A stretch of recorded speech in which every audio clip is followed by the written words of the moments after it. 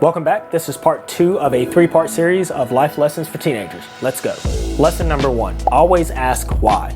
I distinctly remember growing up, and when I would ask the question why to adults, I was usually met with an intensely negative reaction. As a child or teenager, who was I to question an adult on the things they said? Now, it wasn't until I gained some worldly experience that I realized why this one word could cause people, specifically adults, to absolutely lose their minds. See, when you ask the question why, you create a bridge for a discussion to occur. Now, here's the root of the problem. The reason adults get so mad at this question, well, because those who can't defend their point of view or responses, they're going to react negatively when you ask why. You should question everything. Asking why will help you to formulate your own thoughts and opinions on things. The more you ask why, the more answers you're going to get. And the more answers you get, the more knowledge you're going to be equipped with to handle more of life's challenges.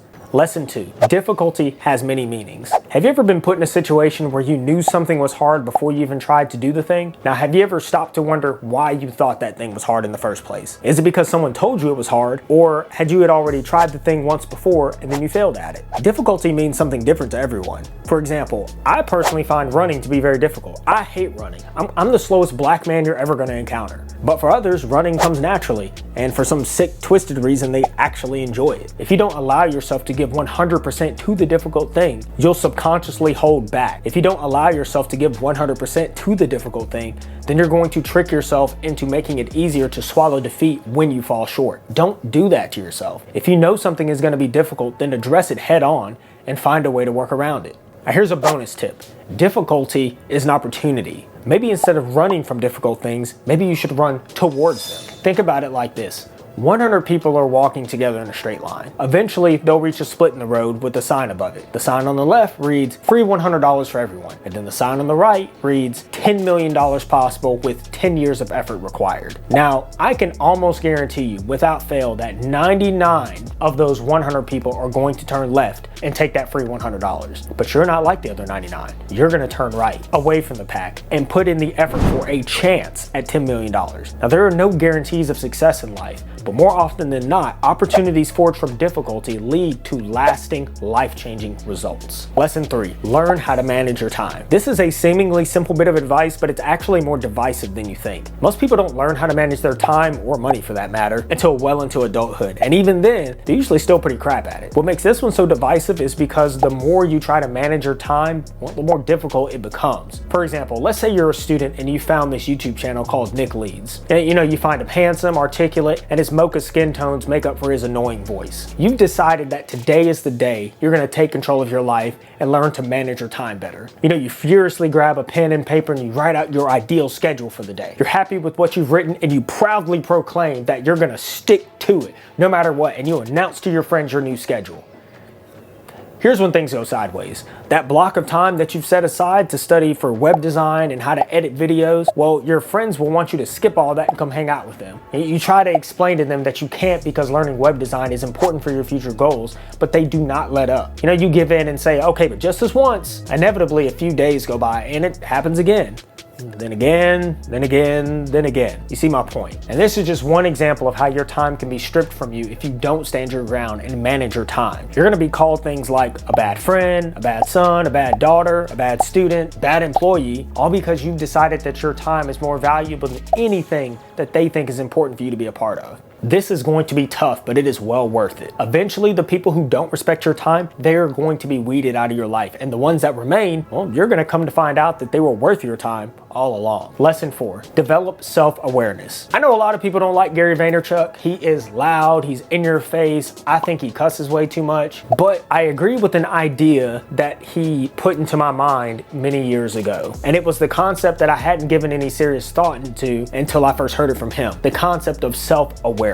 This lesson is so critical that I dare to say it's possibly the most important lesson in this entire 3-video series. Becoming self-aware does not mean just going on some soul-searching mission for what it all means. It means identifying what makes you tick and knowing yourself better than anybody else. Knowing what your strengths, weaknesses, wants, needs, ambitions are, it is such a powerful mental tool. How can anyone use your shortcomings against you if you already know what those shortcomings are, and furthermore, you found a way to work around them, or even better, have found a way to use your shortcomings to your advantage? This is such a powerful tool that doesn't get enough attention. Additionally, if someone does criticize you, well, just don't take offense to it. Learn from it instead. Criticism does not have to be a bad thing. Now, I like to think of criticism as a free therapy session. Someone willingly gave me information and insight into how they and potentially other people see me. This is fantastic information to have. I can use it to adjust my tact for the future or keep going down the path I was already set on. Don't fight the truth of who you are. Self-aware people meet truths head on and use it to figure out what moves they need to make next. Lesson 5. Failure is a path to success. It's unfortunate that falling short on expectations has such a negative impact on our ability to get back up and try again. If you fail at something such as getting a bad grade in class, not finishing an event, or coming in last place, it's not the end of the world. Failure is a necessary part of the growth process. No one who ever did anything great did so without encountering some failure along the way. They learned from their setbacks and used it to push forward towards eventual success. You know, as the old saying goes, amateurs practice until they get it right. Professionals practice until they can't get it wrong. Lesson number 6, learn how to problem solve. This one is pretty near and dear to my heart. This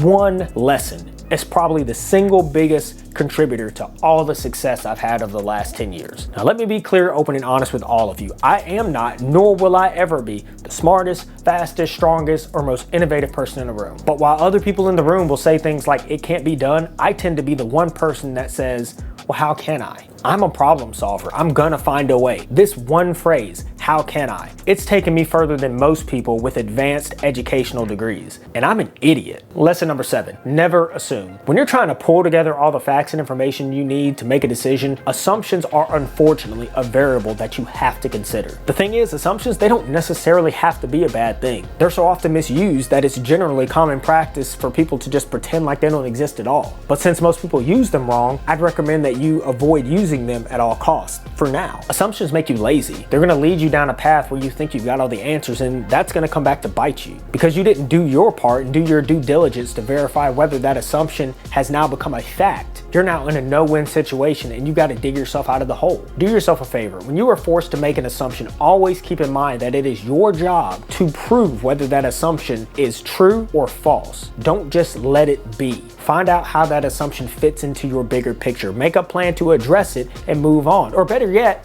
just don't assume at all. Lesson 8, take responsibility. Since the dawn of time, the word responsibility has been perceived in such a dirty light. The problem is it's always used in a somewhat demeaning and negative context. If someone is using the word responsibility, they are wanting you to take charge or to own a particular project or some scenario or outcome. And if the outcome isn't satisfactory, well, then it's your fault. It's your obligation to take responsibility. I challenge you to think differently about what it means to take responsibility. In Jocko Willink's book, Extreme Ownership, he talks at length about what it means to be in charge of something and owning every single aspect of it, the wins and the failures. It doesn't matter what the outcome is, you're in charge. By adapting this mindset into my own life, it's had a profound result for the better. People love to place blame on others when things don't go well. You don't realize how refreshing it is until you see it for yourself when someone makes mistakes and then they own it. Don't be afraid to take charge, and more importantly, don't be afraid to own mistakes. This is what's gonna set you apart and take you down the road from good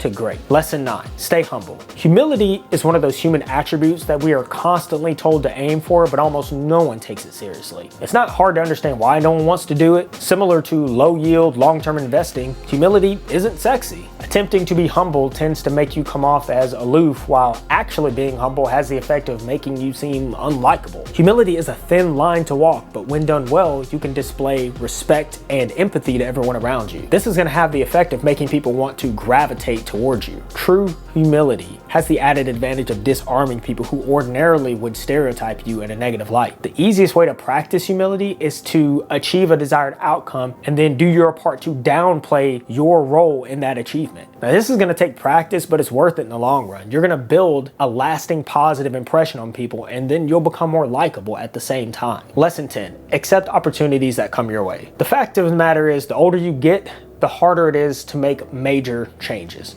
it becomes harder to make those impulsive decisions. In the end, your reality is going to become that your later years will rapidly fill with responsibilities that make it harder to take a risk. Use this time, your younger years, your teenage years, to explore and go down whatever rabbit holes unique or interesting opportunities can take you. If you have a question or want to try something new, take a chance. Just pull on that thread. It should go without saying that not all opportunities are good for you. Experimenting with drugs, sex, alcohol, these can have horrible consequences that far outweigh the potential upside.